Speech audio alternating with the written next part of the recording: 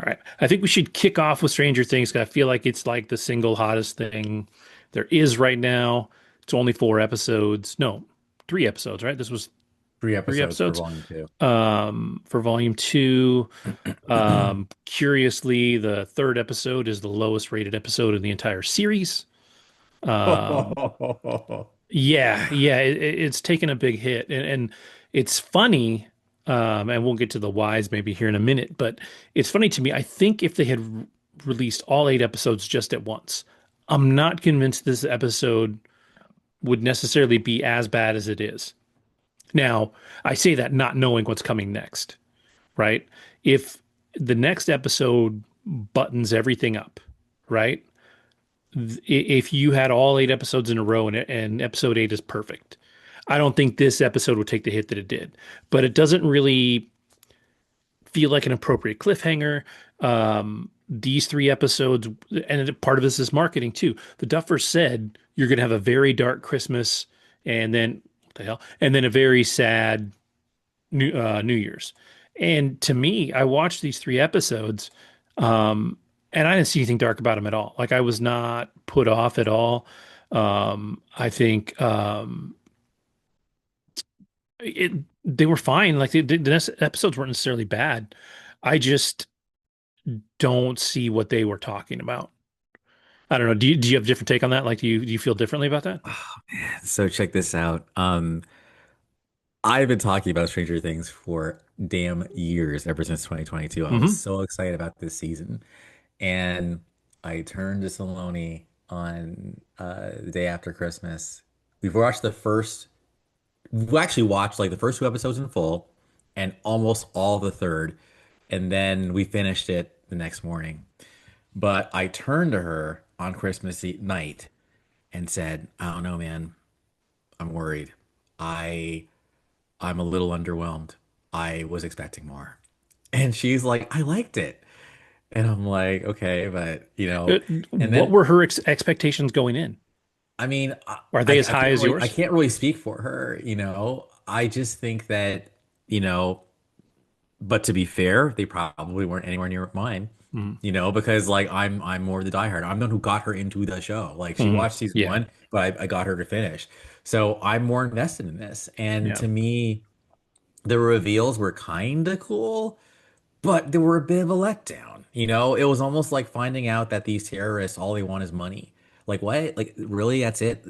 Money? Like that's your end game? Really? Fucking lame. Pardon me.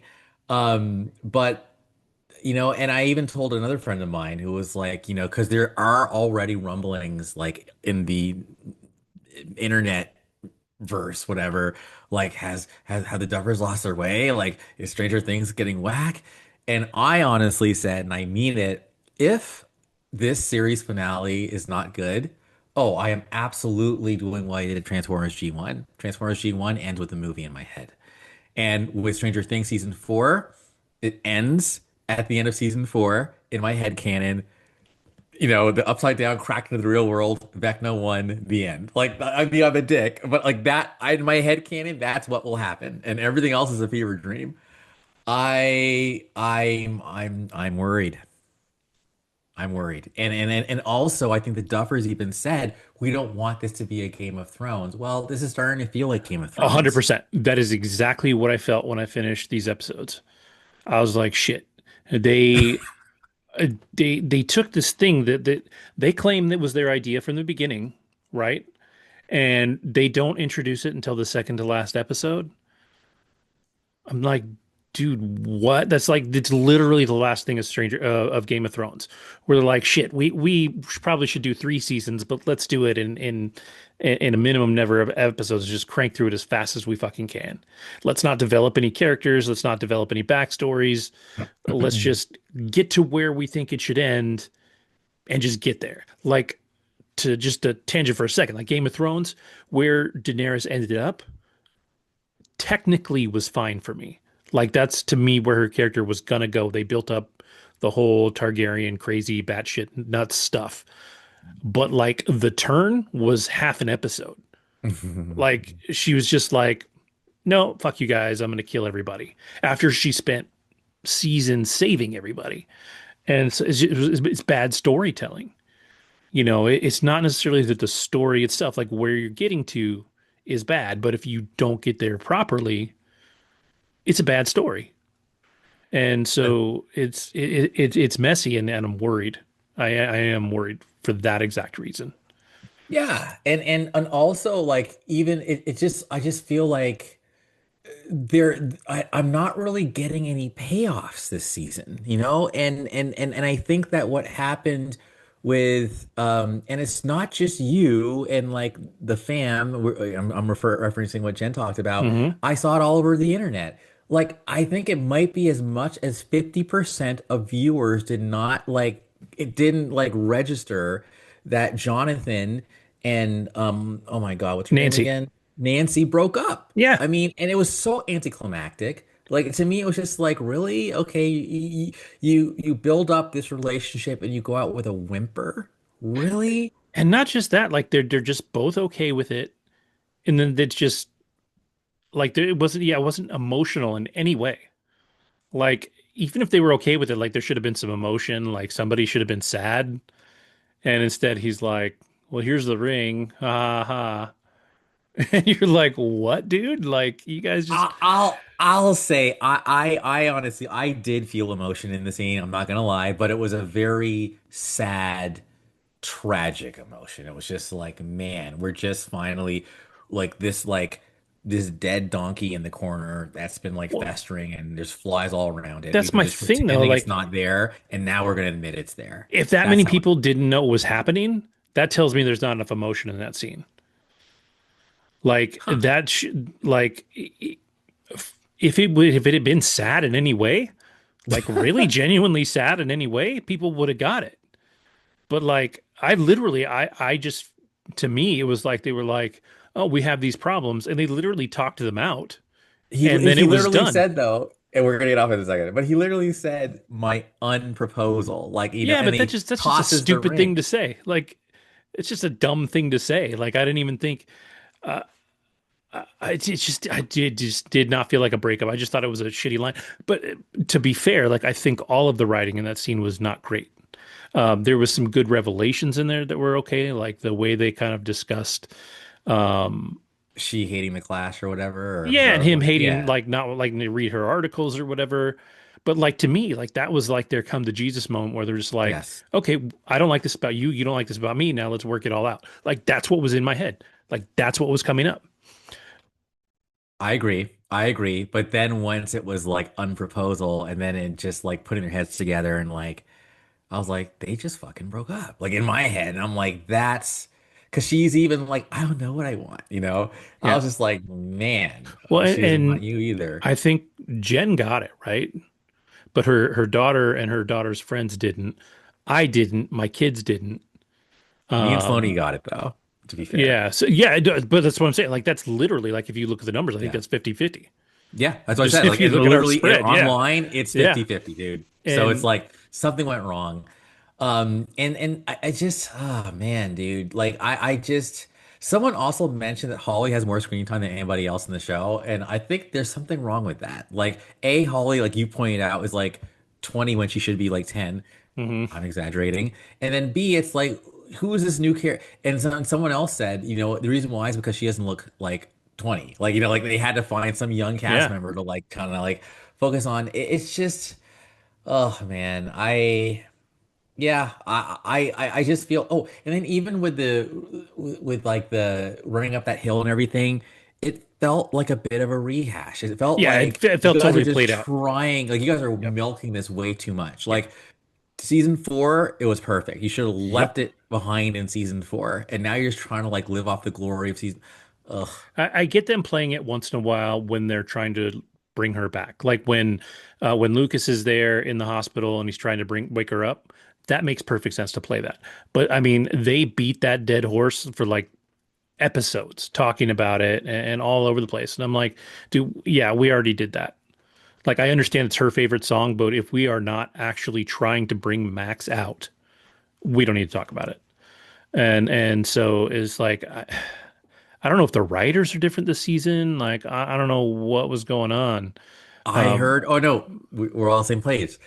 like we were on the same thread. Like maybe there was some chopping going on at Netflix, and which makes no sense to it me. makes no sense. But at the same time, the runtimes, I know it's all BS and rumors, but the runtimes before we just got the final runtimes maybe a week ago were longer, and I kind of sort of believe it. Take that, Zack Snyder, as you said. Um, I admit I was a little disappointed that Will isn't that badass that we thought he was. Like at the end of like it was a great cliffhanger after he like messes up those Demogorgons with his like powers and his white eyes. But now it's just like, no, I'm just like I'm cool, but like I'm not like that I powerful. actually That doesn't like still that. kick I my mean, ass. he was strong enough to slow down Vecna anyways. True. Like he had his moments and like what is the better answer? He's a Mary Sue and can just do everything, or he can't do everything because he's not a Mary Sue. You know what I mean? Like I want he, something in the middle. yeah, exactly. Like, Something a little bit but more I think he is in the powerful. middle. I think he is in the middle. Like I think he did everything he could with what he had. And I think for me, Will is the standout character this season as far as development from previous seasons. Because, Agreed. no offense to our friend Sydney, but I did not give a shit about Will for 4 seasons. Like, I know he drove the show. I know it was all about finding Will and, all these different things. But, like, he was the character that was, like, last on my list. Hmm. Always. I was like, cool, whatever. And then, this season they did a lot. And then you have the coming out scene, which he did a fantastic job in that scene. I I agree. think his emotion was raw. I think he was great. Um, but yeah, I kind of agree with the general chatter out there. You did not need to have every single person in the room for it. That kind of didn't make sense. Like, why the hell is the science teacher there? Why is Murray there? Like, there's people that can go ahead and wait outside, you know. And the other one that I saw people that are kind of pissed about is like, why is he being forced to come out to prove that, to get away from Vecna rather than doing it on I'm his going own to be terms? slightly controversial. So, a good friend of mine hit me up who happens to be, in the rainbow community, if you will. And they were saying that they thought it was fake that everyone would be so accepting of him because Ryan White had happened around that time in Indiana and there was a big AIDS scare. So it was like all of a sudden it was going to be like, oh, you're going to give us AIDS now? And my thing was like, okay, well, who of the group do you think would have been intolerant? Because to me, it's like, I think they've been through so much, and I think everyone is believably kind of cool. And let's not even talk about like Max and Lucas, because I think that if Max and Lucas can be kind of get a pass and not be weird, in 87 for Right. this group, Right. then why would you expect them to be intolerant of Will?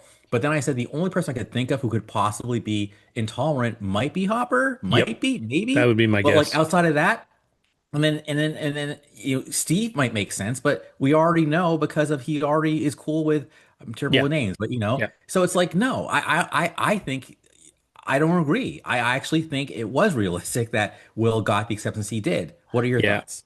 Yeah, I think we're fortunate to have a very accepting group of friends. They have accepted some weird shit already. Like you said, Lucas and Max would have been a big deal, at least maybe not a big deal, but it was, and obviously it was for her brother, right? Yes, Is it Billy? Was that his name? Billy. Yeah. Yeah. Um, and so that's fair. But for them to overlook that, and I think, well, the one person that definitely knew without knowing was Jonathan. Yes. And for most of the show, Jonathan's another character that I really just have not cared much about. He hasn't really meant much to me, but it was season 4, right? When he had that moment.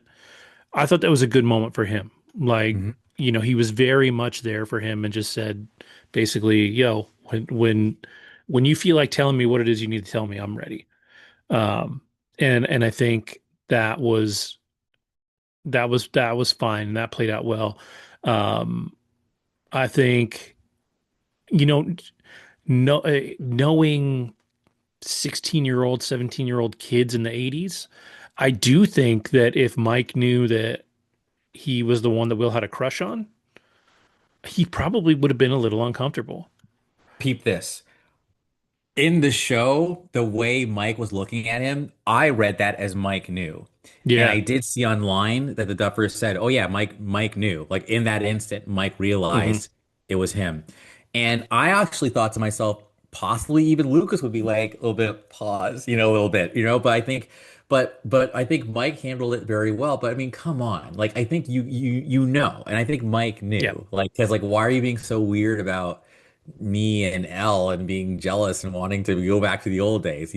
But I love what Will said. It was never about Mike. Yeah. It was Yeah. about me. And Yeah. I was just kind of like that was just kind of cool. Um, Gosh, I wanted to bring up something else, but I can't remember right now. But so Yeah. talk away. Yeah. I just, yeah, I think that scene, it wasn't that it was poorly acted. Like the acting was all great in it. I do think, though, like I said, if you take into account the kid's age, and the era, because, you know, in our day and age, dude, I especially being older, I've known so many gay people. I've got people on that rainbow that I absolutely fucking adore, and love very much. And so, for me, it's just another person, right? Exactly. It's like seeing a person of color or whatever. Like it's just something that makes you a little different than the other person that's in front of me, but Can it's I not say like something really different. It's just. and to me it was almost like, man, like in a way, like he treated that scene like, I mean, I get it, but at the same time, it's like, dude, like you're just gay, dude. Like it's cool. Like it doesn't have to be this like, oh my God, I need the truth serum. Like it's like he approached that as like literally, it seemed like almost scarier than facing Vecna. Like it was the scariest thing he's ever have to do. And I get it. I mean I don't get it, but I get it. It's what I'm saying. Like I get it. Like it's 87 and like, he's afraid people are gonna reject him or whatever. But at the same time, from a 2025 lens, obviously, Yeah, it's just like, that's the hard dude, part. So I know when I was in high school, I had a friend, or I was actually just out of high school.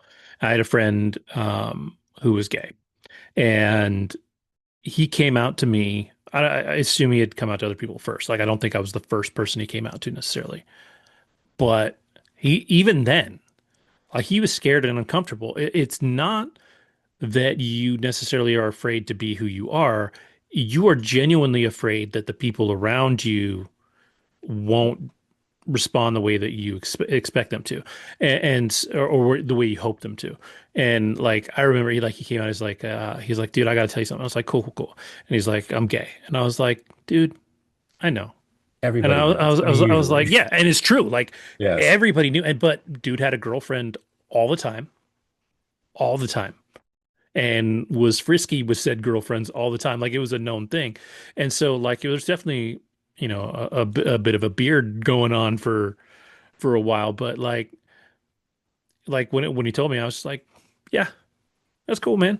And he's like, we're all good. And I was like, fuck yeah, we're all good, man. Like, and so, um, yeah, but it is scary because if you have these people that are important to you and all of a sudden you somehow become less important to them because of That. something that, you know, is really kind of out of your control, that would suck.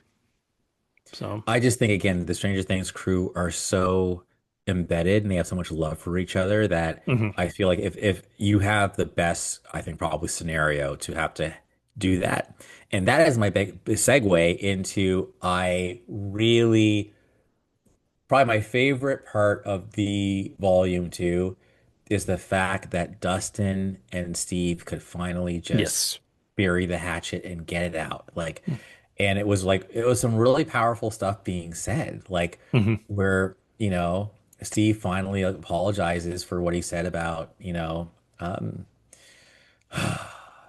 what's his Eddie. name? Eddie.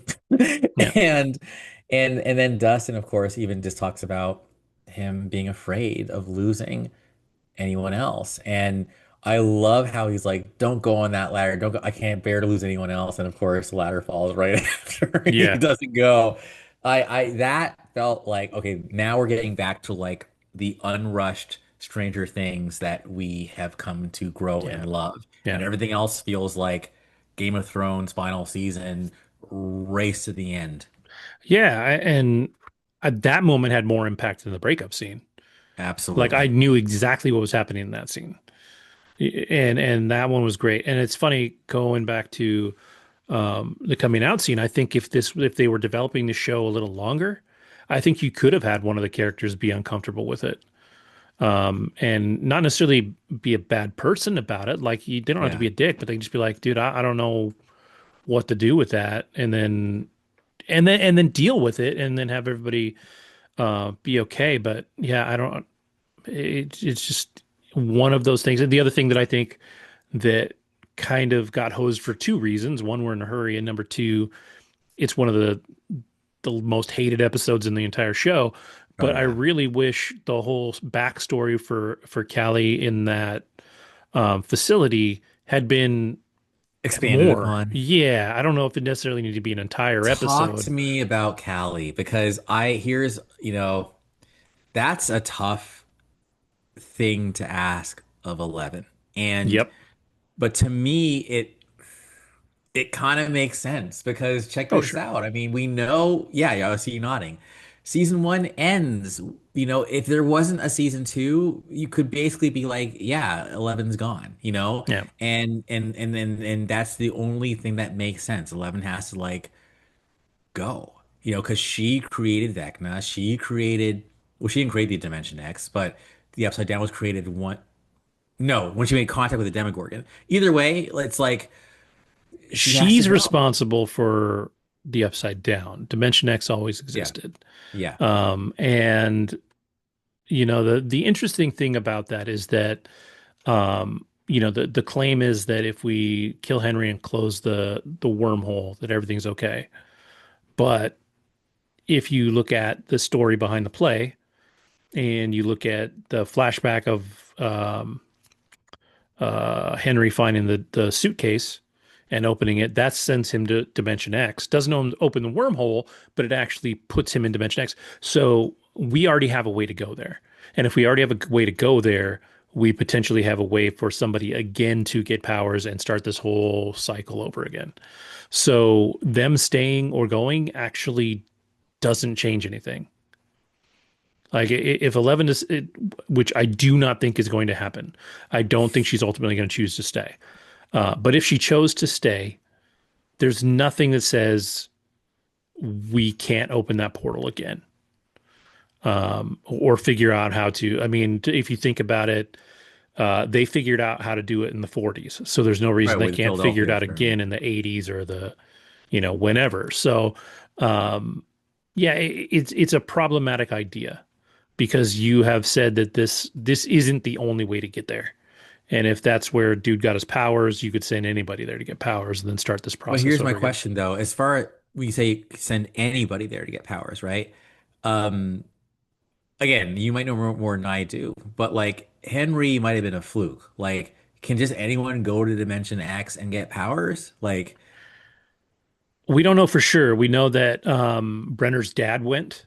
He was the only one to survive going. And he came back changed. His blood type was changed when he came back to a blood type nobody'd ever seen before. That is about as much information as that we have. But at least from the play, I don't think he directly interacted with the Mind Flayer, whereas Henry did. So, maybe that's the extra catalyst, right? But there's still the potential that you could do this thing. fair. So And the Duffers have it's also said that they are absolutely open to the idea of doing like a spin-off. Like they said, it won't be a sequel. Hawkins is done, but we are definitely down to do some more in this universe. So, yeah, I yeah, think I still think it was irresponsible of them to not release the play in some way for yeah. the general audience. It has been out in theaters in theater long enough that if you wanted to see it on stage, you could have. But I think it was to make that much of a story or make that part of the story as important as it is just irresponsible. And I think if you're going to spend any of this next 2 hours filling in the backstory, that doesn't feel right either. Like this next 2 hours has to go like just like a house on fire. Like things have to happen. It's got to be crazy and just chaotic in a good way for it to work. And I think it can work, but I'm still worried. I'm very worried. This Broadway show, is it an overlapping of characters or are they completely different Yes, parts? tons of characters overlap. So most of the adult cast from Stranger Things is in the Broadway show. And as a matter of fact, the play that they're putting on in the show, so there's a play within a play, which is actually within a play because they say they're putting on Oklahoma, but they're actually putting on a different play. But they're putting Oklahoma on the banner so everybody shows up, but it's actually like some darker play that I don't know the name Was of. it supposed to take place in like the 60s? Yes. Yeah, or it's like When, or yeah, 60s, right? Yeah, yeah. yep, and it takes place on November 6th. So the play was supposed to drop on November 6th. Will got taken on November 6th. Now in our final episode, it's November 6th that they're trying to crash the universes into each other. But yes, the play has Hopper, it has Joyce, it has 1959. okay, yeah, it has most of the kids' parents. Um, yeah, I mean, there's a lot of this that is very. Um, it's not a mirror image of it, but it's sort of the same in a lot of ways. You have this main bad guy, effectively from another universe, that is affecting people in different or affecting things in different generations, right? Like so, it's not. It definitely is different. Like it, Welcome to Derry was far scarier, and arguably, not. I don't even know if it's arguably. I think at this point, it is the better show for this season, anyways. For this season. Yeah, for Yes. sure. Now, like I said, if this show ends right, then it's great. It's great. But, it has to end right because this is where you're cementing your legacy, Yes. and these guys' future is buried in this finale. Like it's got to be good or the Duffers are in trouble, man. Yes, and I'm sorry, but there's a lot of hate and mocking already happening online. People are turning against them, and I know it might be the vocal a-holes, Yeah, but for I'm sure. hoping that I'm not sitting in that theater on New Year's Eve, and the credits roll, and it's like silence or jeers and boos. That'll be traumatic for me. I don't I, know how I to I live with think it. I think the advantage is that the people are going to see it in the theater, unless it really sucks, are generally going to be happy with it. You know what I mean?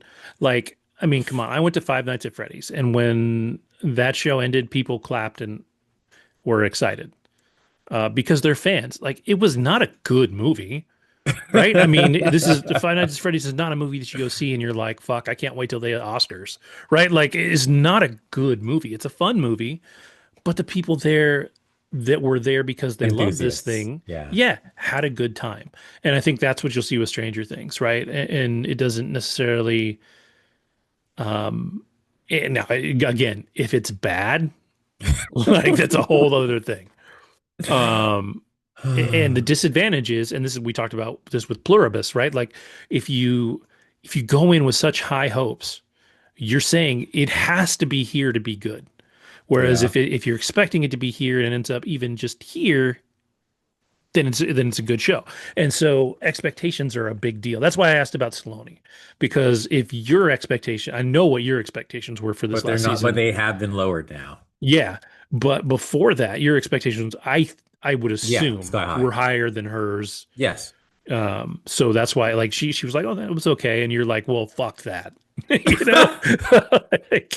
It's just, but it's exactly like we talked about with Pluribus. Like, Yeah. we went in expecting, a 10 out of 10 show, and it wasn't that, and so it went from a 10 out of 10 to like a 2 out of 10. We're like, Pluribus can suck Yes. it, right? Yep. And like I said, I watched the first episode a second time and definitely liked it a lot more. Like I still don't think we're looking at the greatest TV show ever made, um, but I could definitely look at it through a different lens at that point, and it was more tolerable. Although I'm seeing people furious about the finale of that show, So I'm like, fuck, Good. man, come I on. feel, although Stephen King was already like, take your time, because, like, but Stephen King says, but I'm not getting any younger, just any, so Stephen King likes pluribus. So, Yeah, yeah. But again, I, I don't think it's a bad show. I think it was far too built up, yes. and that hurt it. So, but we have.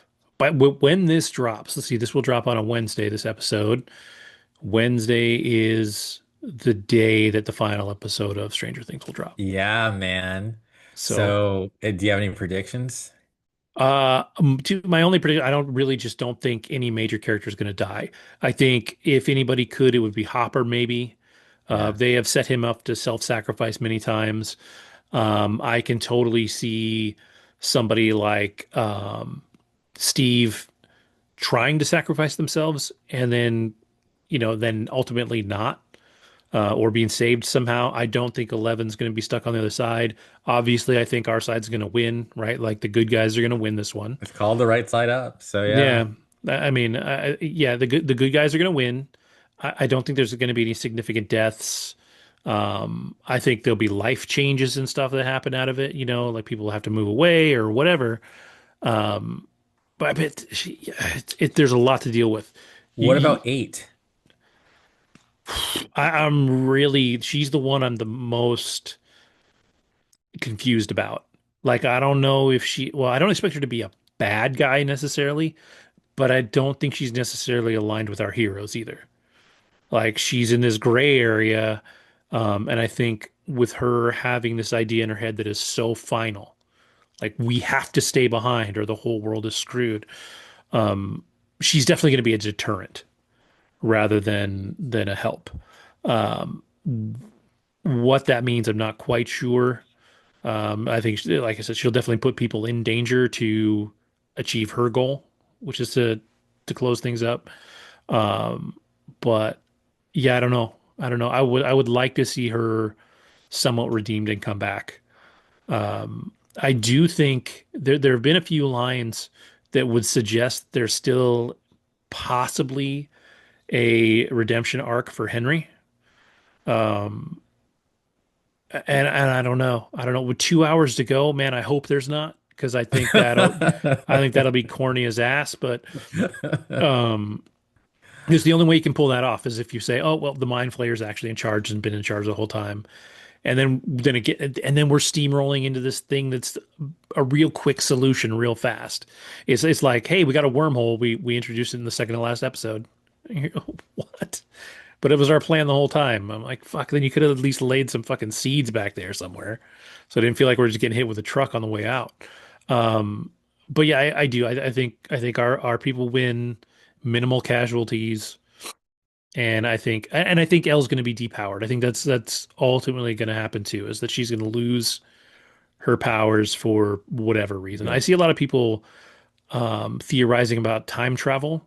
Yeah. And I'm really worried about that too. Like if that is the solution, I feel that is another thing that is just shoehorned in to solve a problem rather than to fit into the story. Because there's no indication anywhere in what 8 episodes a season for, almost 5 seasons that time travel is a thing that exists in this place. And so I really hope they don't go that route. What about you? Yeah.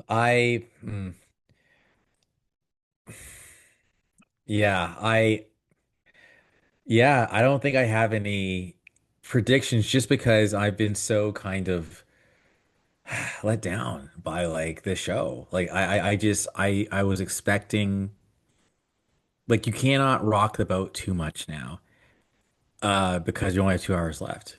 Uh Yeah. if anyone dies, it'll suck. But if like I want Linda Hamilton to die. I mean, she can Oh yeah, stay. yeah, for sure. Like she She sucks. has to. Yeah. She has to go. Um but if Hopper dies now, it's almost like he should have died earlier. Like give him a good death. Like that's the other thing about it. Like if someone's gonna die, make sure the death matters. And I'll always bring this up, and then we can move on to another topic. Like when they didn't kill hopefully, yeah. Hopefully not a spoiler for Lauren. You'll never watch the MCU anyway, right? You don't care about Marvel, do you? I mean, not enough. Good. So when they didn't kill Tony Stark in Infinity War, I was like, okay, that would have been an amazing death. Whatever you guys have planned for him has better be better than fucking Titan, and it was better than Titan. Yeah. So Yep. for me, it's like if you pussy out from the death, make sure it's a better death. So if they kill Hopper, actually, yeah, the mission that they've got going, they could give Hopper a really good death this Yeah. time. So you know what? They still have his bomb. They still have all this stuff set up for him to do it. Like the story is there set up for him to do it. And he is the guy that would go out in a blaze of glory. Um, and And he'd do it like here's what's going to happen. Here's my prediction. I'm going to move on. 11 is going to volunteer, and at the last minute, Hopper is going to push her out the way. Basically, mm, that kind of thing. It's going to be nope. You have because he even said to Jane like yeah Jane, you have to live. Like she has to live. Like she has to. mhm. So it's like he yeah Yeah. And he already lost his daughter, like his real daughter. Like precisely he will not let her die. Like there's yeah just there's no way. He would certainly, without question, give himself up to save in a her. heartbeat. Yeah. So All right. yeah, it'll be interesting. It'll be interesting. We got only got one episode left, so and it's a movie, and you'll be watching it in the theater, right? I'll be watching in the theater. It'll Sucker. be epic. Is that how you're spending your New Year's, Andrew? Yeah, man, we're going to dinner, Stranger Things, and then, head back and see the fireworks Did outside the window. you already get Yeah. your tickets? Hell yeah, dude. The tickets had to be done like within the first like 20 minutes. They're sold out like Yeah, they sold out immediately. fast because they did it the only way that I think they could have successfully, which was at a very limited number of showings. Yeah, They're they not only have two or treating three it like showings. yeah, they're not treating it like an actual like theatrical run. This Right. is a special event that if you're gonna go see it, Yeah. you gotta have your tickets then. So Interesting. I'm looking now just to see in like NYC. Granted, I'm not going, right? But to see how many theaters are actually showing this thing. Oh yeah. That is 8 o'clock, 8:30. Okay, so it's like every half hour, every 15 minutes. That's Two eight actually o'clock. it's a lot of showings. yeah, Yeah. yeah. This one has 9 showings between 8 p.m. on 34th Street, the one by Penn Station. Yeah. Between that and 8 p.m. and 9:30. Nine Damn, showings, dude. damn. 9 showings. Well, And the only seats I'm looking, these seats, I'm just curious, it are Yeah. handicap seats that are still open. mm, Yo, that's successful. yeah, yeah, it really is. They just better not fuck it up. Better not fuck it up. And honestly, that's not guaranteed. I've been saying in Duffer we trust. Have you heard me say that shit Yep, since? Like, yep, no, no. yeah. I do. All I could say is, man, I said before the season started when I saw that first trailer, I was like, I don't know, You man. were worried. You I were was right. worried. You were the first doubting Thomas. You were like, these Yeah. effects are not it. So we Mm. shall see. Kips Bay has 16 That's between crazy. 8 p.m. and midnight. So it'll make a little bonus money for Netflix, which is actually a good thing because Netflix needs to learn that they can make money in theaters if they're buying up I'm so film hoping studios. that's the case, and they could Yeah. just start just like crisscrossing this shit. Like, Hmm. have a show and then have the finale at the theater. Like, yo, let's make the use of these big ass Yeah. auditoriums. Yeah. Yeah. But people are going to watch it not in theaters too, correct? Oh yeah, yeah. It We have drops. to. Yeah, Yeah. it drops at midnight on the 31st, so it's that entire day of New Year's it's out. You could have Um, technically seen it. and What then time still go is see it? it in the theater. Yeah. Yeah, and then go to the theaters to see it technically. Yeah. I think I would not. I would at least fight theaters to do that. As a matter of fact, I would stay the fuck off of social media for that whole day too. Same. Yeah. I Because got totally spoiled. Like, even though yeah. I only had 20 minutes left, I was spoiled by the coming out scene. Mm. Like someone said, like, because I was like, oh, okay, fine, I'll scroll. And then he's like, I'm gay. I'm like, ah, shit. So Son it's of a like, bitch. Yeah. yes. So What time are you yeah. seeing it, Andrew? Eight, like, I think Okay. it's 8:30. Yeah. Okay. So you Something have like enough that. time then to watch the fireworks and Yeah, stuff. it'll be Perfect. over Oh at yeah. 10:30. It's 2 hours and 8 minutes is the Mhm. runtime from what I've seen. So Awesome. Well, I'm excited for yeah. you guys. Hopefully you get what you're looking for in the finale. Yeah, I got a Mhm. tough crowd, man. It's me and my youngest. We'll probably be the only two watching it when we watch it, and we love to mock things that aren't good, so it It's better a it win-win better be then. good. Yeah, one way or another, we're having fun, but I hope it's good. So, all Yeah. right, cool. Well, we can move on. We beat the hell out of that We did. pretty well. So Lauren, I'm genuinely curious. You saw The Housemaid. We Yep. talked really quick about how this is the turnaround for old Sydney Sweeney for the first time in a while. Is it So though? She's been in some good stuff this year, which we'll talk about later. yeah, yeah, maybe. I'm actually starting to gain more respect for her as an actress. More so this year. I think she's definitely putting herself out there and spreading her wings in different roles. And this movie that just came out, I think like 2 weeks ago, I saw on New Year's Eve with a friend, and it stars Sydney Sweeney and Amanda Seyfried.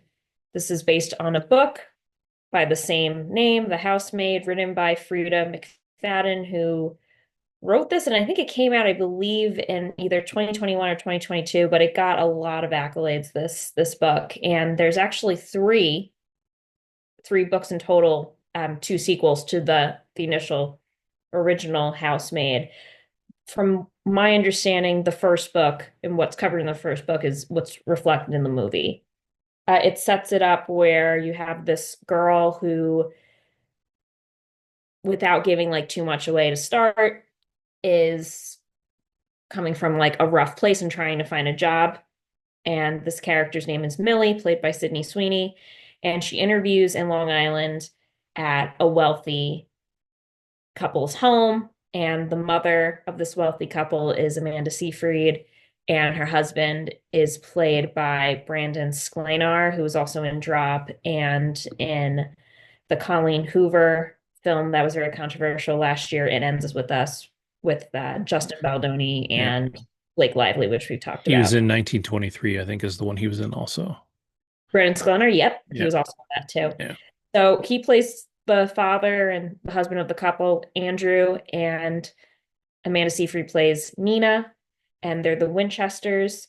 Sydney Sweeney has an interview with Amanda Seyfried at the beginning, and Amanda Seyfried's character, Nina, says they're looking for someone for her to be pretty much like a go-to live-in housemaid, assistant, does like cooking, takes care of their 10, 11, 12-year-old daughter, Cece.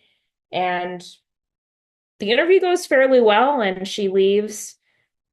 She drives to Jersey, actually, because I recognized from the scenery it's where I actually, like near where I used to live in Clifton, New Jersey, which was funny. And she says, well, I'll never get that job, especially when she checked my references. Without going into too much detail, you find out that this girl was recently um, out on parole after serving a 10-year sentence. You don't know why until later in the film, but she's told that she needs to get a job, otherwise, she's going to go back to prison. So a week passes by and she unexpectedly gets a call back from Nina Winchester inviting her back and letting her know, you got the job. How soon can you start? And she says, I can be there this afternoon. So she comes in and she gets to meet the husband for the first time, Andrew, and the daughter, Cece, and you can see how put together they are, and just a very different lifestyle. Apparently, the husband built the house and is responsible for its extravagance. And they give her a room up in this attic, and the room is pretty much like almost like a cot and a window that doesn't open. And then there's a deadlock, but it's only something that can be accessed from the outside of the door. So she can't actually get out of the room. And she asks, is there a key or a lock that I can have on the inside? And Nina acknowledges this. Yes, we'll get to it as soon as possible. You'll be able to have your own access so you have some privacy, etc. The next day, or her first full day working there, she comes downstairs after hearing screaming and slamming and crashing of dishes. Nina is in like a fit of rage, as in the mother played by Amanda Seyfried, and she has a complete meltdown, saying she can't find her notes that she had for the PTA, and then immediately blames Millie, the housemaid, Sydney Sweeney's character. What did you do with them? Just out of nowhere, having like a complete meltdown, and you start thinking, all right, this girl is mentally unwell. She's thrown into like this massive amount of guilt, and almost immediately you're noticing that Nina, even though she hired her, it seems like everything around the house that goes wrong, she wants to blame on the housemaid. And she's kind of puzzled by this, like something's up with this woman. Why is she acting this way? She goes in to clean the bathroom and she sees a ton of pill bottles. She does her research and she realizes that Amanda Seyfried's character has pills and the prescriptions are directly correlated to schizophrenia. So she's like, wow, this is pretty intense. What's going on here? And she feels really sorry for this husband, played by Brandon Skilner, who we all know is very unattractive and has the most gross body ever. Kidding. He is super hot. So you Yeah. can pretty much guess where this is going to go. You have sweet, attractive, voluptuous Sydney Sweeney, and then you've got this hot Brandon Sklenar's husband who's like a complete saint dealing with this crazy wife. And her child, her daughter, who apparently you come to find is not theirs together. He married her when she had a young baby, maybe under the age of 1, 2 years old. So you get to learn what's going on. I don't want to spoil it for you guys because I actually think this is a pretty solid film. And I mean, I might even want to start reading the books because there's a second and a third, but it is not what you expect at all. And the two of them do a very good job when it comes to acting in this particular film. You learn a lot about wealth, you learn a lot about manipulation, you learn a lot about tactics for defense and the will to live. And I'm gonna stop right there. Yeah, it's getting really good. Well, it's funny. This is a movie that critically maybe isn't as good review wise as some other films. 75%, so it is, certified fresh, right? Oh, But 92% from the audience, which for a thriller of this kind, and that they're marketing it as an erotic thriller. Um, I think that's a pretty good rating, 92% from the audience. Um, yeah. and I've said, like, I do think um, Sydney Sweeney has some ability. Like, I thought she was great and immaculate. I thought that was such a nice departure from all of the other stuff she's done so far. Because in White Lotus, in Euphoria, in all these other films, she's playing a very similar character, and it fits her. I mean, she's a pretty young white girl that looks like she came from money, like she just does, right? And so you can cast her in that part all day long. So she does need to branch out. And I think too, when you look at just some screenshots from the trailer and stuff, when she's doing the interview with Amanda Seyfried and all that, they do a good job of making her look a little mousy, right? Like her hair is kind of messed up, and Mhm. she's not hot. She looks like a normal human being, and that's I think if she wants her career to really take off, those are the parts that she needs to try and continue to land um, for that. I still don't know that I ever necessarily see her as an Oscar winner or anything, but hopefully she can expand that acting Yeah. in that And direction. I also think the best stuff that I've seen her in are more modest roles where she is more vulnerable and not that wealthy, bratty Hmm. teenage, early 20 something white girl. And that's what I think she has played traditionally prior to the past 2 years, perhaps, where a lot of people, including myself, have written her off. She has shown range. I know I didn't see the Nun movie that you saw, Hmm. where she has Immaculate, this yeah. immaculate, yeah, immaculate. And then I saw earlier, no, summer. Let's go with summer. I saw her in Eden, Yeah. and she was fantastic in Eden.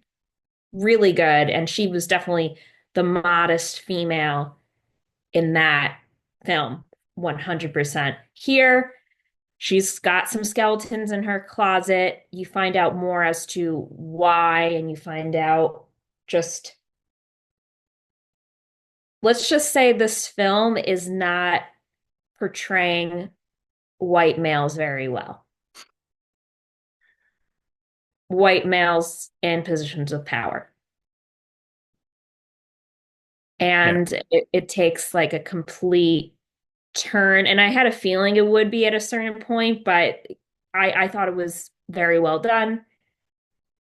Amanda Seyfried does a great job as, and I've seen Amanda Seyfried in quite a lot over the years, and I feel like took a little bit of a break. I believe she had some Yeah. kids. Now she's just getting back. I mean, I want to see her in, what is it, the Testament of Anne Lee. That looks really good. That I'm hopefully going to see in the next couple of weeks.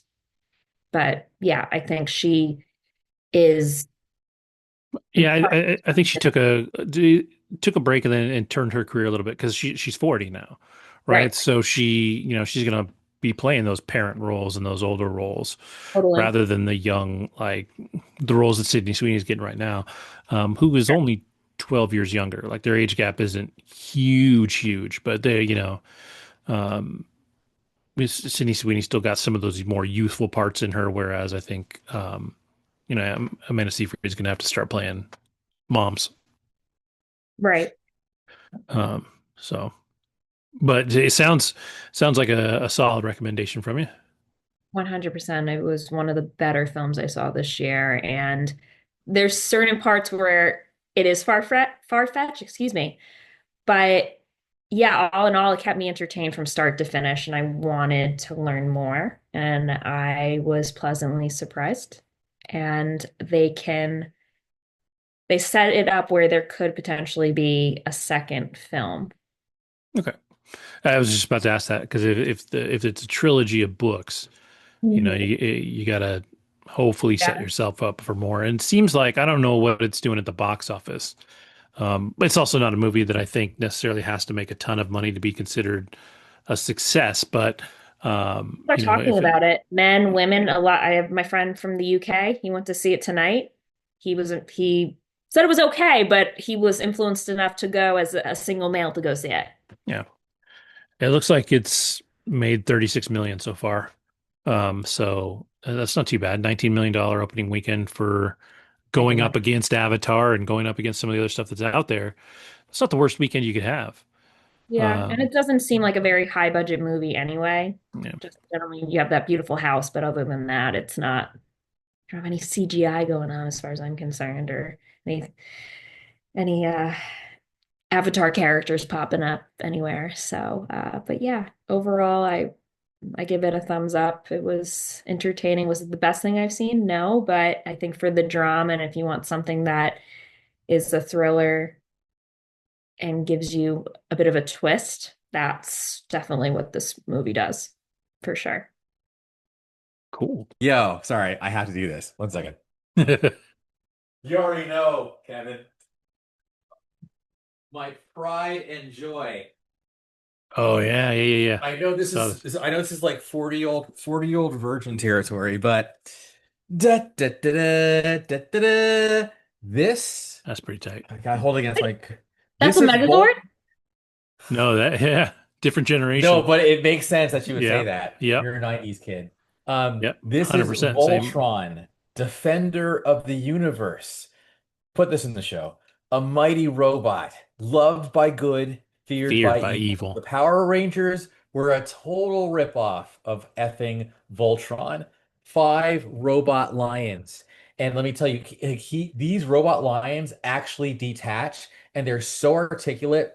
This baby right here is like the most animation accurate, like Voltron ever made. He's heavy. He's as heavy as a puppy.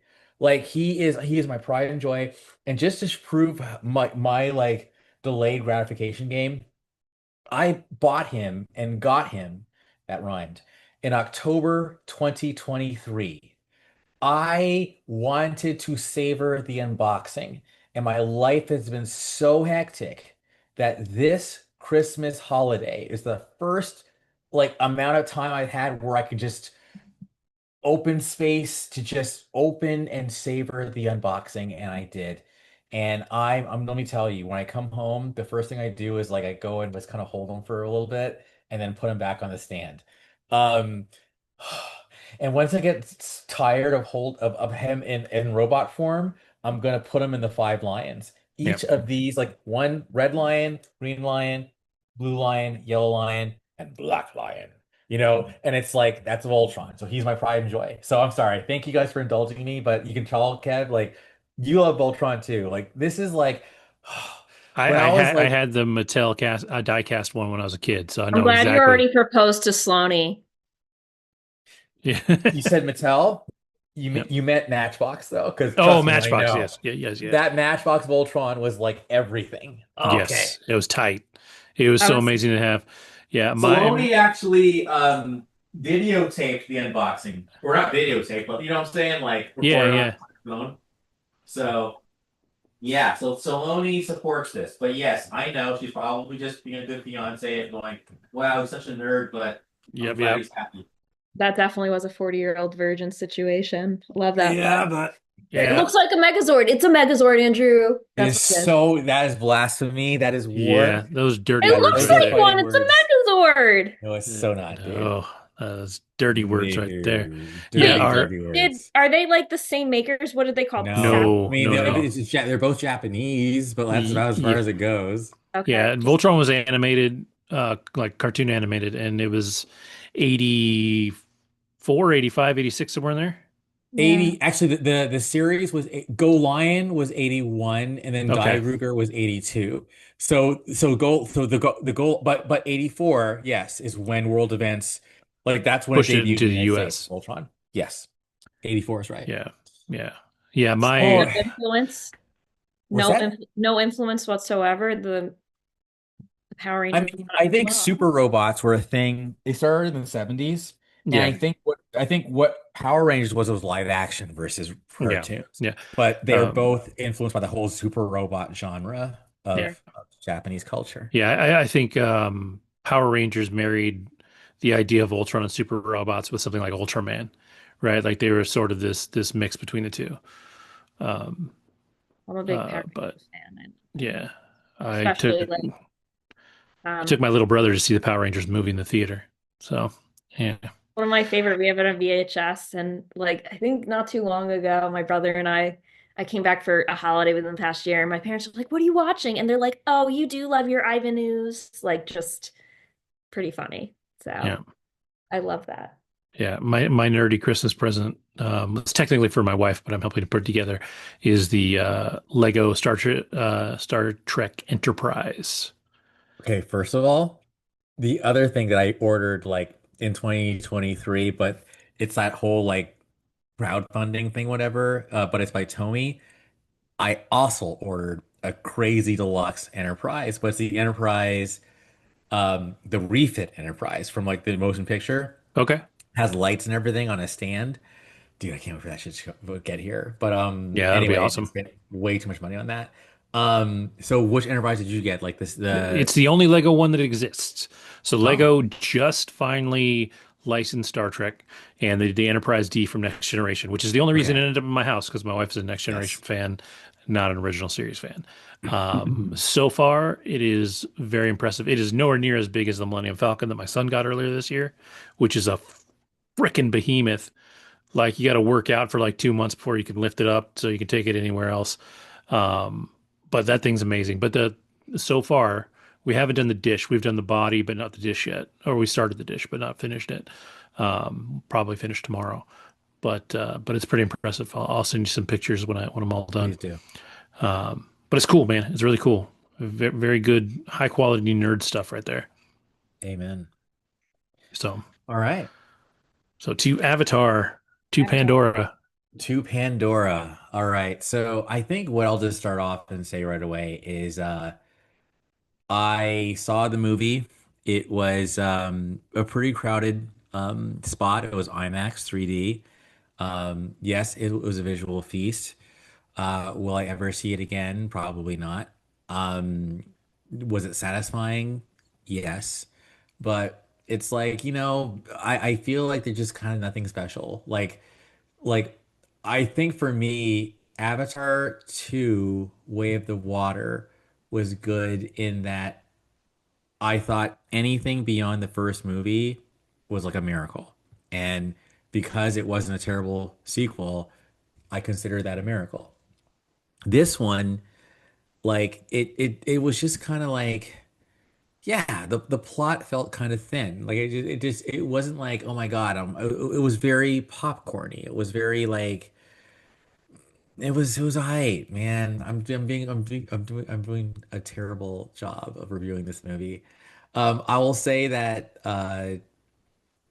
as far as the character who plays the dad of Monkey, aka Monkey Boy, aka Stephen Spider, Lang. what's his name? Stephen Lang. Stephen Lang. Yeah, I noticed you knew his name. I never knew his name, but anyway, Stephen Lang. I think he's good. In this, I was mad that he wasn't allowed to drown in the second movie because Spider just was like too nice or whatever. But he was good actually. And Una Chaplin, who plays like the main villain of like this other group of like Pandora inhabitants, like she was really good too, and she definitely has her like face-offs with um uh Materi, aka Zoe Saldana. Gamora. Yeah. Zoe Saldana, yeah. Like she's a bad Zoe Saldana has some badass moments for sure. And Kate Winslet's in it again too, right? who is in it? Kate Winslet.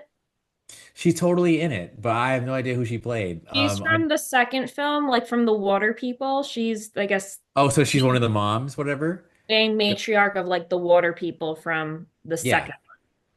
Yeah, so yeah, she's totally in it, and yeah, I feel like a lot of the water people, like they come back and like they're still totally there, but I think how I described this film versus the last film was the last film I think got more into like Family. the merging of the cultures and the characters, and this one was more like action and battle and like a little bit of the passing the baton. And really, I would say that again, that spider kid, the human kid, like he is a pretty major character in this, and it's kind of like his journey.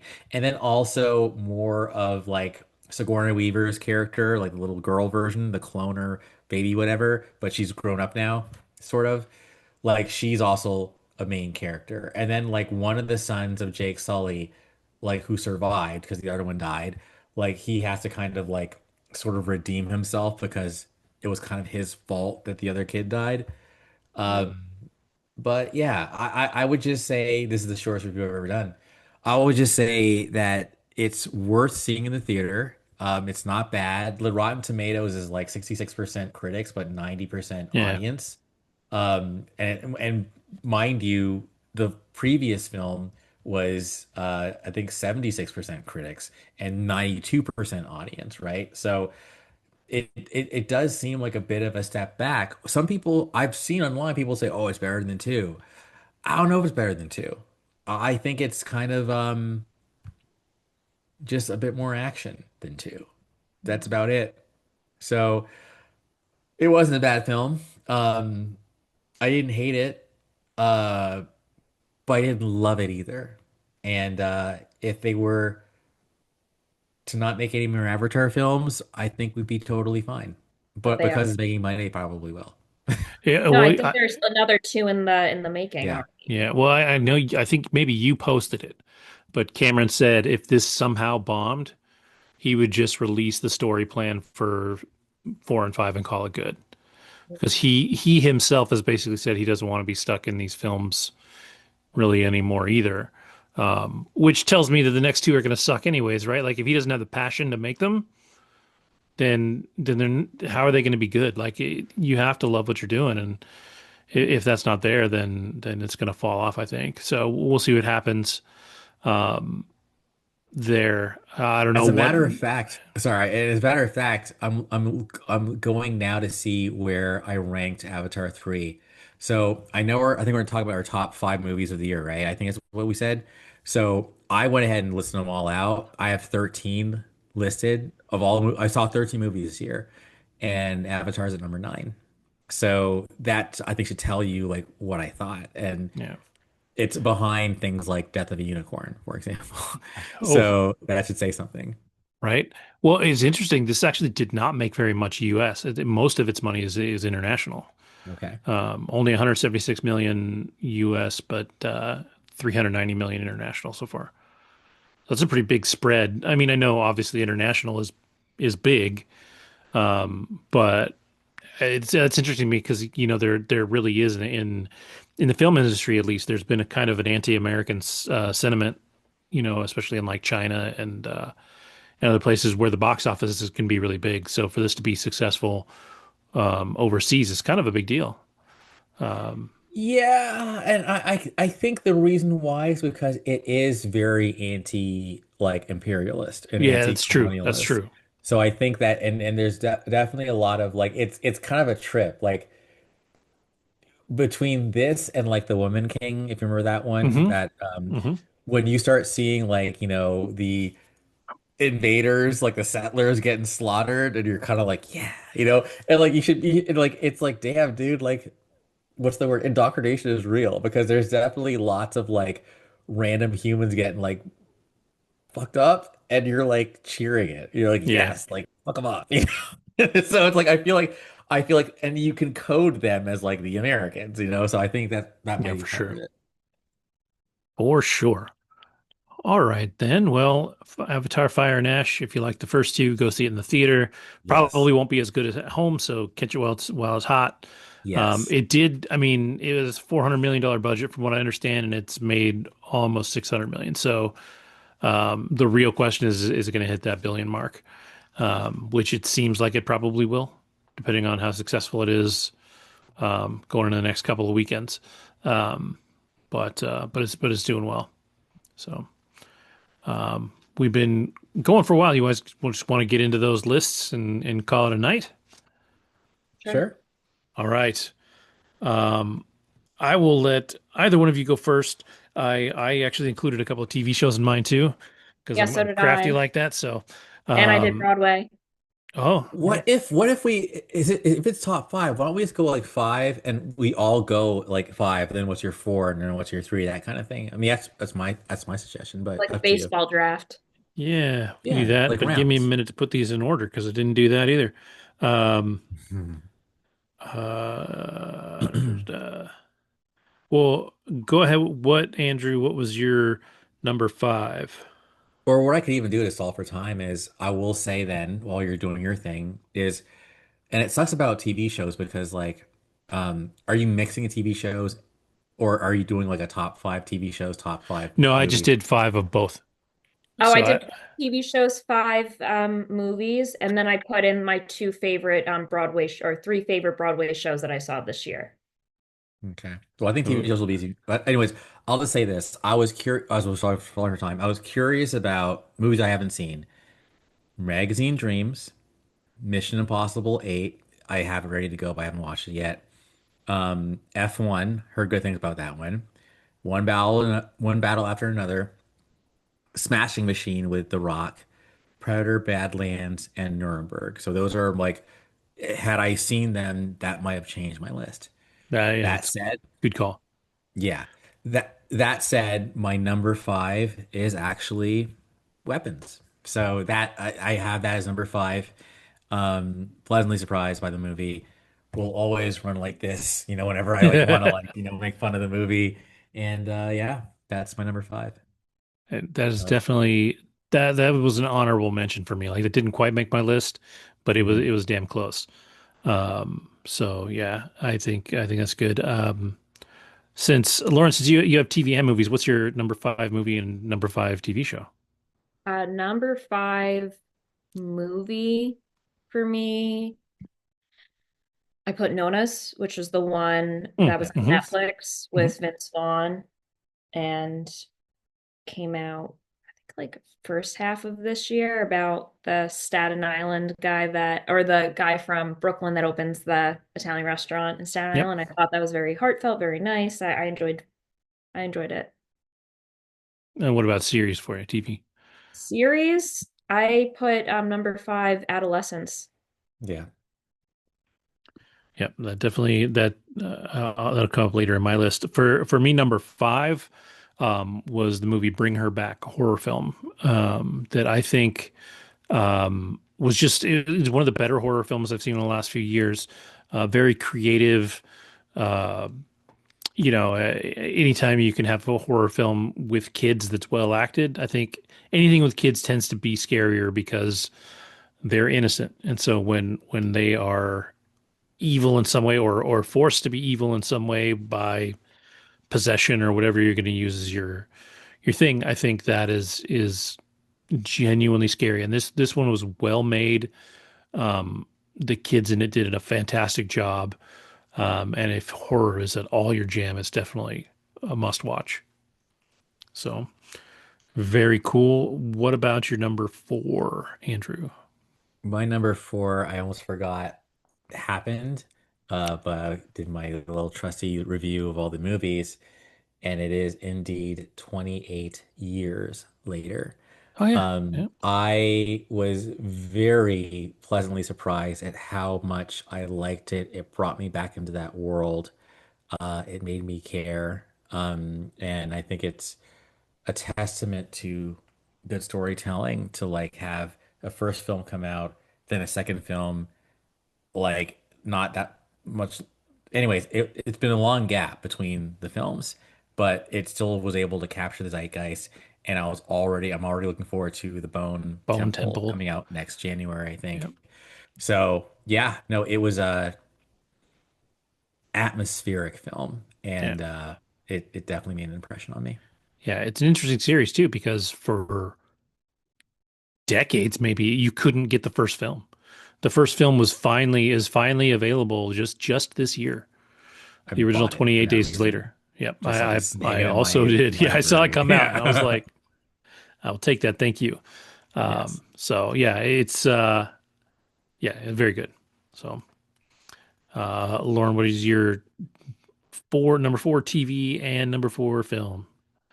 Four film is Companion. Came out in Ah, January. yeah, I like that Like one. you reviewed, Kevin, that I really liked. I saw that within the past few months. I enjoyed it. I thought it was fascinating and again goes into that whole futuristic AI robot theme. TV show I put for number four, The Better Sister, which was on Amazon Prime with Jessica Biel and Elizabeth. Mm, yeah, yeah, yeah. That one's supposed to be pretty good. I meant to watch it, and Thriller series, murder yeah, I mystery. feel like I went to start it, and I must not have because I can't remember anything about it. But I thought I was going to go watch it, so yeah, I might have to go back and check that one out. My number four is super biased, as is a lot of this list. But my number four favorite thing from the season was The Last of Us season two.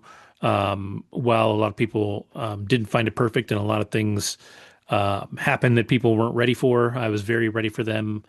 I enjoyed it very much, and I'm very excited for the third season of that show. So, but again, very much biased. My favorite video game of all time is The Last of Us, followed very closely by The Last of Us Part Two, which is very, very well adapted in this series. So, I enjoyed it very much. Strong So, J. yeah. If I had TV, it would be in my top five for sure. Yeah. I already know my number one is though. Um, and it's not Stranger Things anymore. So All there we right. go. Number three My for you. number three has an asterisk in the title, Aha. and that is the Thunderbolts. I thought it was the best of the MCU films in recent years, and Florence Pugh did the damn thing Oh, she's in amazing. it. So, yeah, not much to say there except that, yeah, I just think it was a solid film of the year, and it delivered. So if you haven't seen the Thunderbolts yet, because and I think it made the least money, which is crazy to me, but I think Yep. it Yep. suffered the sins of the Captain America film. 100%. That's 100%. what it was. So 100%. y'all ignore that. Just go, not go see the movie. Go fire it up on Disney Plus if you haven't seen it. Yep. Yeah. What do you have for your thirds there, Lauren? Third show, I had Squid Game season 3. Thought that was solid. And then I thought they did a great job with just wrapping that up. And for movie, I put the film Oh Hi, which was the one Hmm. with Molly Gordon and Logan Lerman. It's a comedy about dating and just things that go wrong when people don't have that early conversation of what their intentions are. I thought it was really well done. I'm excited to see it again when it does. It's probably already on streaming, but I thought it was good. Yep. For sure. I I wanted to check that one out too. I know it is streaming now, so I Yeah. saw it pop up and I just didn't watch it yet, but it's on my list. My number three was Adolescence, which we talked about a few minutes ago, but I just absolutely one of the best things I've seen in a long time. Intense, like crazy intense, um, brilliantly done. The way they work with real time and the fact that every episode is a continuous shot is ridiculous to me. I think that's unreal. And obviously was well made. That it got the awards it deserved. Um, Great show. So, what about number two? Well, before I say number two, I just want to say I still have not finished Squid Game, so thank you for the reminder. My number two is I was wondering if I was giving this too much love, but I gotta say, and the movie kind of came and went. I don't think people are talking about it, but I was very happy with it, and people clapped in my theater. My number two happens to be have two in the title, and that is Black Phone 2. I liked it. I liked how you learn more about the mom and how you learn like how the mom and the daughter kind of have that connection. I think the actress who played the daughter kicked butt. And I love how the first movie was about the brother, but this movie was about her. So there's balance in the storytelling too. Also atmospheric. I think I'm a sucker for films. Yeah, I'm learning about myself.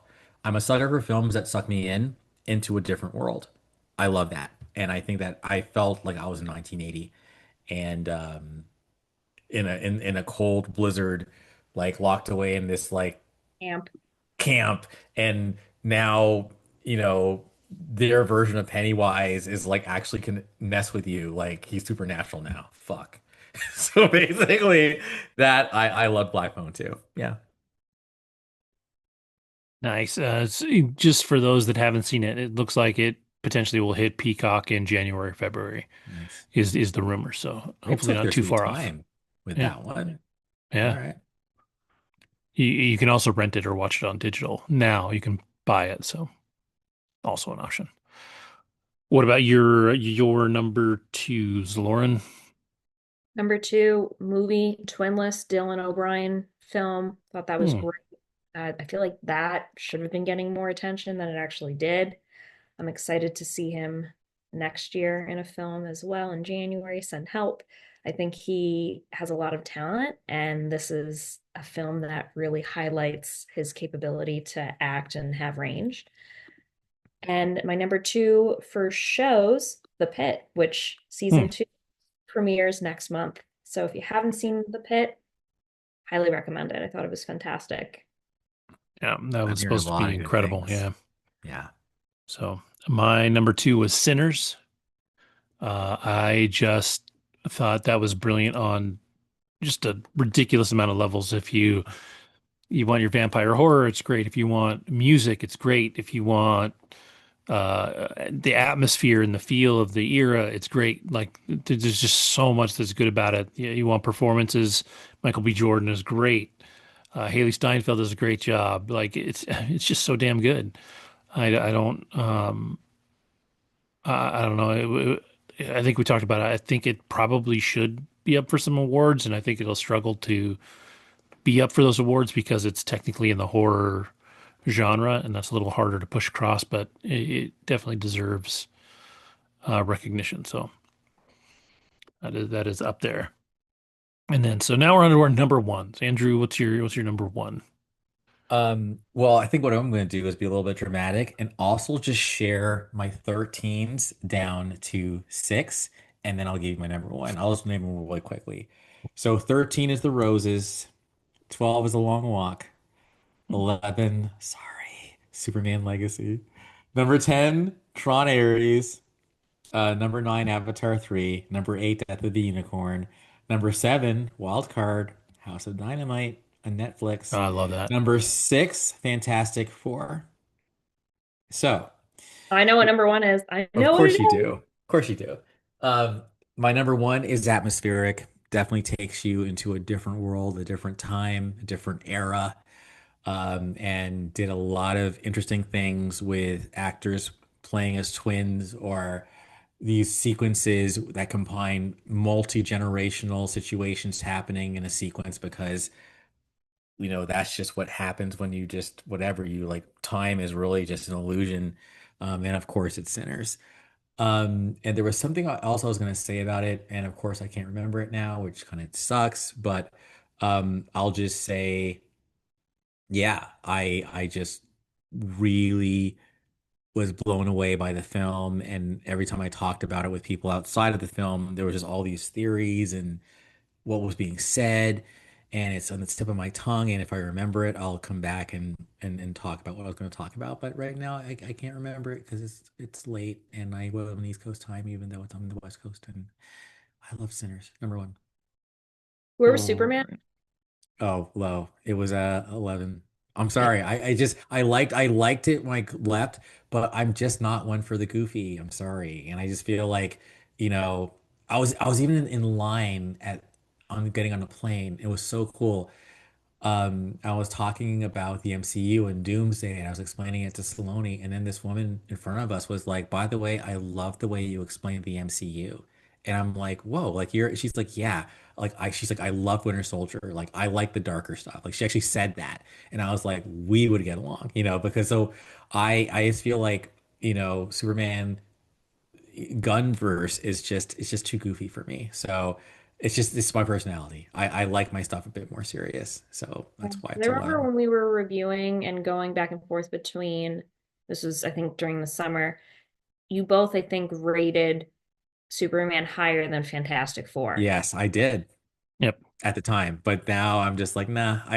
I'm more likely to want to rewatch Fantastic Four than Superman Legacy because, like, for me, when you see Galactus, who's this giant being, I was Sure. just like, wow, that's fucking awesome. Whereas Superman Legacy, I was Mhm. just trying to like tamper down my inner Snyderverse love, my Snyder bro. But it's there. I am a Snyder guy, like as far as the DCE is concerned. So anyway, I'm just mad I can't remember what I was going to say about Sinners because it was going to be good. But I'm talking too much now. It's your turn, Lauren. All right, Lauren, your number ones. All right, my number ones for movie was actually Eden, Oh, which is okay. the Sydney Sweeney one. I really liked it. Based on a true story. I think you both would like it too, to be It's honest with you. streaming on Hulu or Netflix I right now. saw it on a few worst movies of the year lists, like that I've were out. definitely seen it on both ends of the spectrum somehow. Like I've seen, I That's liked why it. I'm like that. yeah. Okay. I liked it. It's again based on a true story. I liked it. Um, I don't Keep know. There going. wasn't a movie for me, I'll be honest with you. Like it's my number one, but there wasn't a movie that I was like, I thought television was stronger this year for me than film. That's my personal opinion. Like my top three, I would recommend one, two, three to like anyone and everyone. Movies wise, I'd be a little bit more hesitant. But I think in terms of like what engagement, and honestly, I feel like The Housemaid would be like up there too. I didn't even put Housemaid in there. But yeah, I thought Eden was great and Sydney Sweeney killed it. She really did. She was so convincing. The birth scene in Eden is horrifying. And I mean, that scene alone makes me no longer questioning her acting capabilities. I'm curious what you guys think more so just to, I mean, you may not like it, but I thought it was good. It's Yeah, grotesque in like the best ways. yeah. Yeah, I'm definitely curious about it. And the cast is great. I mean, it really is. I mean, Such a good cast. Vanessa Kirby, you got Daniel Bruhl, Jude Law, Yep. Daniel Bruhl. Yeah, great cast. Taskmaster. Yeah, Wait, no, oh, sorry, not Taskmaster. Taskmaster. He's Yeah, Baron von Zemo. Yeah, yeah. So, Yeah. and what was your number one TV show? Gilded Age. Yeah. Gilded Age season three. It is spectacular. Season four comes out next year. My mom was recommending it for months, and I said this to both of you guys. This is one of the shows that got her through chemotherapy. And one day I came home in the summer and she's like, we got to watch season three, the finale. So I watched the finale with her, season three, watched her gasp and get so excited. And then I was like, Mom, I'm sold. The next week, I streamed on HBO season one, season two, and then all of season three. The cast is phenomenal. The acting's great. It's filled with love, drama, and a lot of it's loosely based on some real families. And Hmm. you have some historical figures in all three seasons. It is phenomenal how Yeah. they put this together. It is some one heck of a show, truly one heck of a show. And I think I feel so closely connected to it because I live in the Upper East Side. And Hmm. it's about two families, new money, old money. It covers race, it covers family, it covers love, deception, business, like all of these like amazing things all within my neighborhood on I think it's East 61st Street.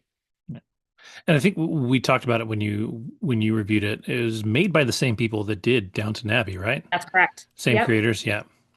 Thank So God. they know what they're doing with their period pieces for sure. Oh, it's just, and I haven't seen Downton Abbey, but everyone that I know Oh, has seen it's great. it. It's great, but it's definitely British. Like it is. I feel like Gilded Age is more American, and Downton Abbey is probably more British, but Yeah, very good. William Fellows, and I mean, it's so good. It's part of the reason why I've seen certain Broadway shows. Like I saw Bug a couple weeks ago with Carrie Carrie Coon. Coon.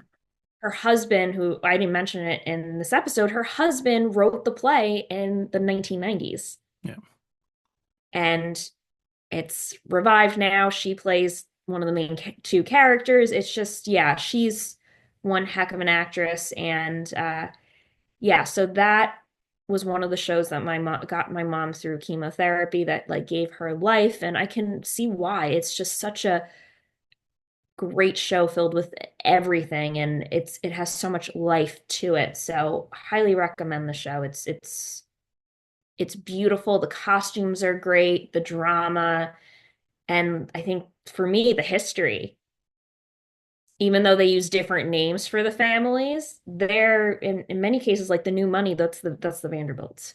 hmm So I remember what I was gonna say. Shout out to Cal High class of 95 or no, sixer, Marcus Chow. So Marcus Chow reached out to me on Facebook. He left a comment basically saying, but I love Sinners. He's of Chinese descent. And by the way, fun fact, I have family who worked in Mississippi in the 1930s and beyond in shops. And it was a trip hearing those family members, descendants, talking Chinese in a Southern accent.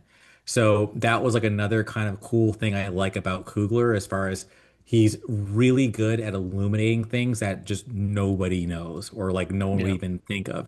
Who knew Chinese people worked in the deep South, had stores, in those black communities? Like that's what? yeah, So that's pretty dope. So I went to high school with these dude. We saw Pulp Fiction together. Like that was cool. So I just wanted to throw that out there. That was a cool fun fact. yeah, yeah, when you have directors and Julia Fellows is very similar with the Gilded Age that really brings in the right content and research.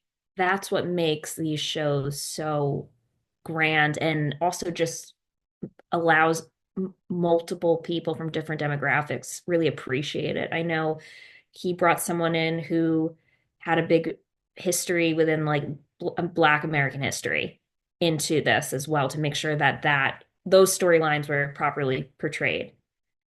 And I'm so excited for season 4. And for The Pit also season 2 is coming out. Like these are some really good shows. I think t television in 2025 was fantastic. Very pleased overall with what was done. And gentlemen, if I could just ramble off my top shows Well, for Kevin hasn't gone yet for number one, have you? sorry. Go, Kevin. I'm so sorry. And It's all then right. I'll go after. It's all right. My number one is I cheated, and I have two because I think it is the one-two punch of DC and Marvel, and I think Superman and Thunderbolts. Oh, I love Superman. I while I do like Man of Steel, I think after Man of Steel and even at the end of Man of Steel, I think the Snyderverse was a dumpster fire of a character that they did not understand and did not know how to write, and they butchered nearly every storyline he was involved in. And I think Gunn Superman is far more accurate to the comic book character than Snyder's ever was. And so I thoroughly enjoyed it. I did like that one. Definitely had my I had issues with it. I think they sort of over cheeseballed Lex Luthor, and a few other things, but it was overall was really great for me, especially because Superman has always been my favorite superhero. So to see it done in a way that I enjoyed was really great. And then obviously Thunderbolts, I just thought was friggin' incredible. I think, like you said, Florence Pugh, she just ate up that whole movie. Like I know that it's a movie about a cast of characters. David Harbour's great. Everybody's great. Lewis Pullman is great, but Florence Pugh was just on a whole other level, and she has been always with this character, anyways. But to see her evolve the character just a little more in this one was unreal, and by far the best, like you said, the best Marvel movie in a while. And so the fact that it was the lower of the box office out of the three superhero films we got is just an absolute injustice to the movie. It was amazing. So, anyways, you had a couple things to throw out there, Lauren. Yeah, I was just gonna say Broadway shows that I liked. Oh yeah. What do you got? So number 1 actually came out in 2024, but it was my favorite that I've seen all of this calendar year, and that's The Outsiders. It won yeah. the Tony for the best new musical. Highly recommend it. The second show that I put on here is a brand new musical, and there's no question it's going to get some nominations for Tonys in the next couple of months. It's called Two Strangers Carry a Cake Across New York. I loved That was a it. good I one. thought that was solid, and I am excited. It's going to definitely get some nominations, and it deserves more um, just buzz because it was worth it. And the third one, this came out early this year. It was up for Best Revival. It's not playing anymore, but I really enjoyed Eureka Day, which I discussed with Kevin in Yeah. February. That was a play that came out in, I think, 2019, and it's about like a mini like epidemic going on in this private school where it raises the question of should we vaccinate our kids?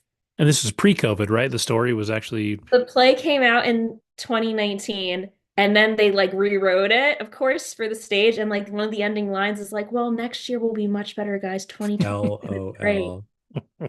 And this is a play that was written and it takes place in California, so like very hipster, like progressive type of audience. And the school itself is very like, no, we don't need vaccines type of thing. And of course, like some parents are like, no, we do need vaccines. And it was a play. It was hilarious. I wish it ran longer. It was a short run, but I'm sure they'll have like a touring version of it. But yeah, they were pretty great with just, I mean, it's all done from a school library.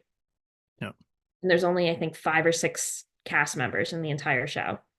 yeah. I remember the shots of the pictures of the set. I thought it looked great. Like it legitimately, having spent at least a little bit of time in elementary and middle school and high school libraries in the last couple of decades. It looked very, very well made set. Yeah, it So, really was. I was, and my friend and I, she was the one who got the tickets. She's part of this like um 35 and 35 under, like I guess it's $35 for anyone that's under 35 years old, something like that. So we fit the bill, both of her and I at the time. So we were both under 35. So we got the tickets and we were front row. It was that's great. It was awesome. really good. Yeah. Yes. I hope they have that show tour or bring it back to at least off Broadway because it wasn't running long enough. And I think it is something that people would get a good laugh out of, but also can relate to given what we Yeah, had endured during the pandemic. for sure. I All right, know cool. we're almost at 2 hours, but I have to just throw us in there really quick because I just feel like I want to talk about the shows really quick, really quick. So right now, this could change. At number five, right now, Stranger Things, season five. At number four would probably be Squid Game. I haven't finished it yet, but I'm sure it's gonna be good. Number three, I would have to give to The Last of Us. Number two, I would give to It, Welcome to Derry, and then for number one, Severance. So that Hmm. would be my TV shows for top five right now. But we'll see. Maybe Stranger Things will eke out a win, but right now it's like, nah. Or get itself booted out of the list altogether. Yeah. Um, cool. Well, then, what are you most looking forward to for 2026? That's right. Um, should we just like how do you want to do it? Do you want to do the round thing or do you just want to just list them off? Just fire them off. Yeah. All right. What do you got? Here's what I'll do. I'll do my top five and then the rest. So at number five, 28 years later, Bone Temple. Yeah. Number four, Spider-Man, Brand New Day. Number three, The Odyssey. They showed some scenes before Avatar. Man, that ish looks epic. Yeah, it does. Number two, Dune 3. And it actually comes out the same day as number one, Avengers Doomsday, which is why I'm calling it. I saw that at Roll Eye, which is why that day is going to be called Doomsday. I Yep. have trademarked it. It's Doomsday. I don't care what it says. It's Boss Doomsday. Logic beat you to it. He You made a call it poster Doomsday as for it. well? Yeah. Damn it. Yeah, it made a All right. poster for it. Well, damn it. Anyway, also, because 26, I keep saying 86. 26 is so stacked. I've got Return to Silent Hill, Scream Hmm. 7, The Bride, The Mummy, Animal Farm with Andy Serkis, Supergirl, Nice. Scary Movie 6, Resident Evil because Zach Krieger is behind it, the new Hunger Games, and the new Jumanji. Dude, that is like 5, 6, 7, 8, 9, 10, 11, 12, 13, 14, 15 movies that I'll probably go see. Yeah, that's a Boom. stacked calendar right there. Yeah. So, what about you, Lauren? What are you excited for 2026? So I saw The Housemaid a couple days ago and I was stoked as soon as the new Hunger Games trailer came out. That's actually my number one. I thought, oh, it looks so good. The cast is awesome. I cannot wait until they officially post to buy tickets because I will be on there recruiting to get more people to hopefully join me. If not, I'll go see it alone because I don't give a fuck. Excited about it. Number two, I love Dylan O'Brien. I put Send Help. I think that's going to be pretty decent. That's next month What's that one? That sounds with familiar. Rachel McAdams, where he plays a boss and their plane crashes on an island, and he's like a real dick to Rachel McAdams, and it's like a matter of survival, and they're like going at it against one another, trying to survive on this island when he was like a dick to her, and I guess he gets pretty injured where she's like, well, you were kind of a dick to me. I'm going to be a dick to you. Hmm. So that looks solid. That's like more thriller-esque. And then I put the new Jumanji because I am a huge fan of like the last two that they came out with. And of Yeah. course, obviously Robin Williams, but I was pretty shocked when I first, like how much I liked it when they had the first one come out. I thought it was going to be a complete joke. Was not great. What great stuff with what they did with making it into like a video game. Love this new universe for Jumanji that they developed. I put I'm a big scary movie girl. Scary Movie 6, bringing back Brenda, bringing back Cindy, bringing back. The Wayans You mean brothers.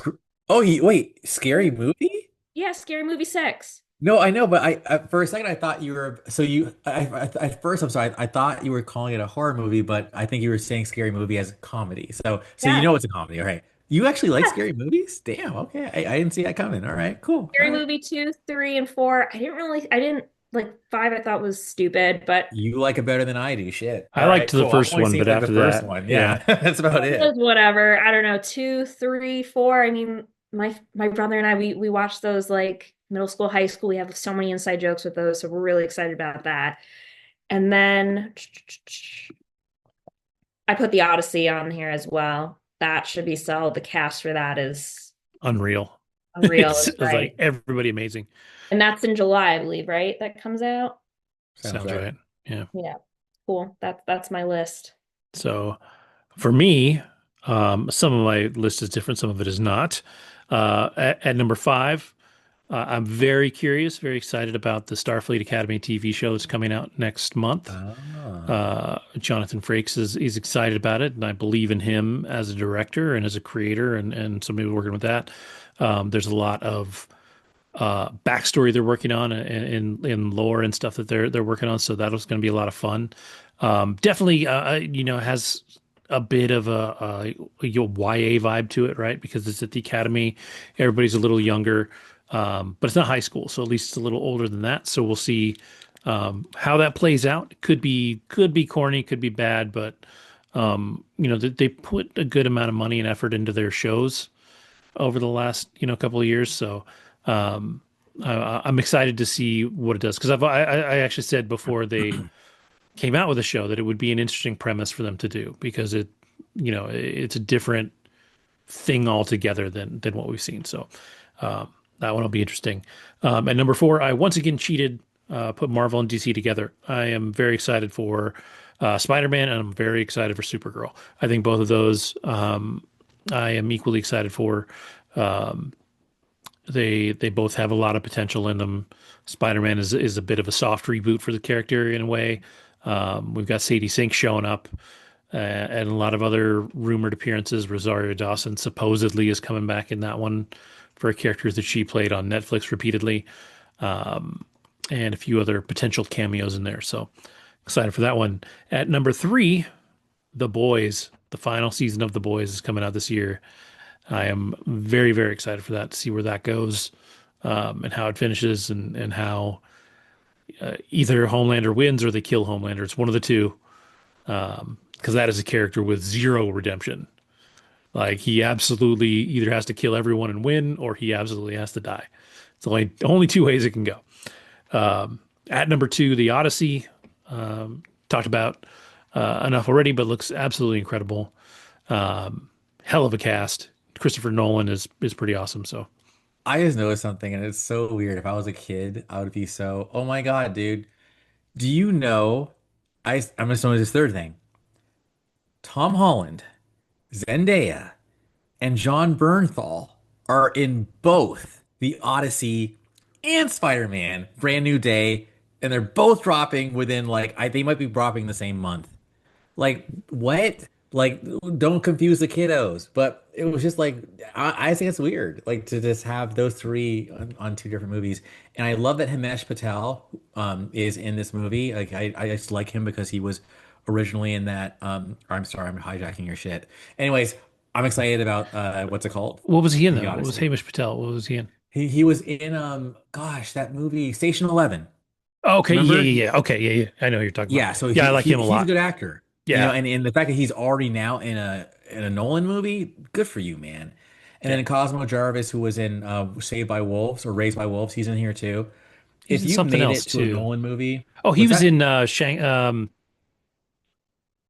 the Japanese TV show. That Yes, was yes, yes, incredible. yes. Yeah, Shogun. Shogun. There you go.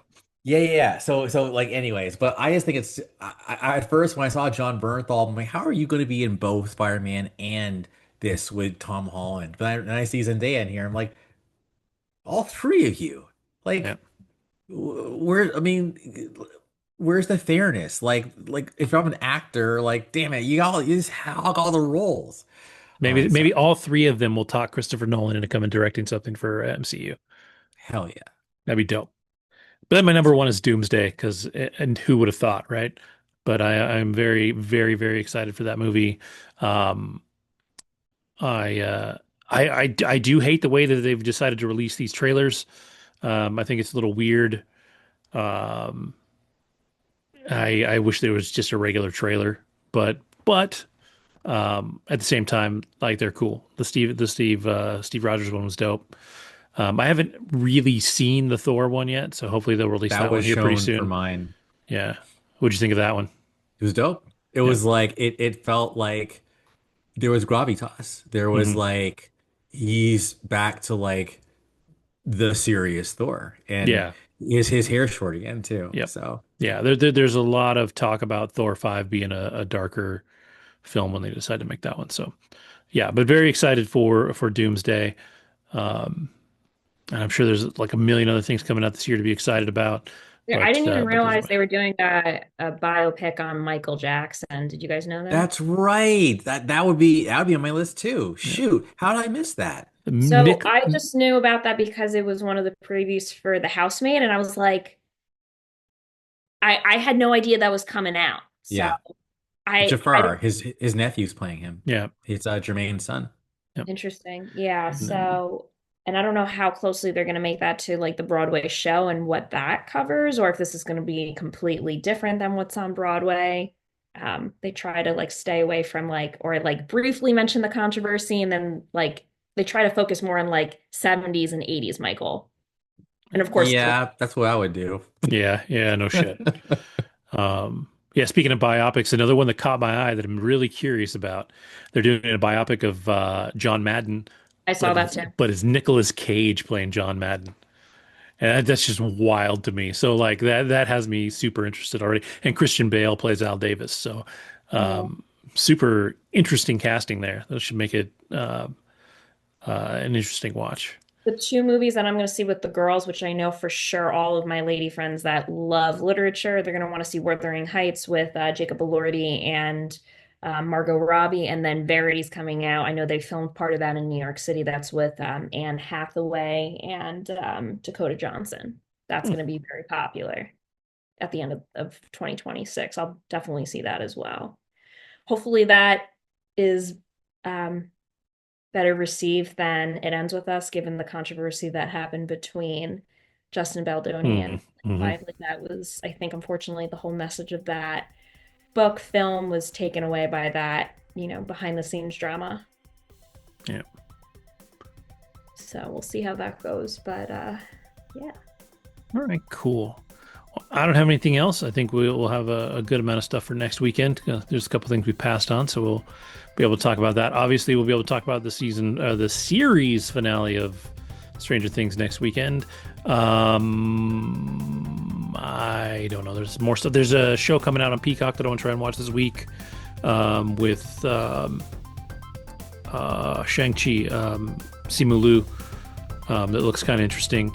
The Copenhagen test, I think it's called. So I'm curious about that one and hopefully some other stuff. But for now, I will say to everybody at home, thank you for watching. Thank you for listening. Have a great week. Have a great New Year's if you're cool enough to watch this on the day it dropped and assume that I don't screw it up and drop it too late.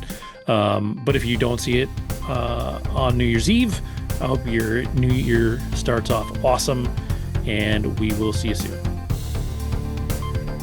Don't do drugs, kids. Unless they're good ones.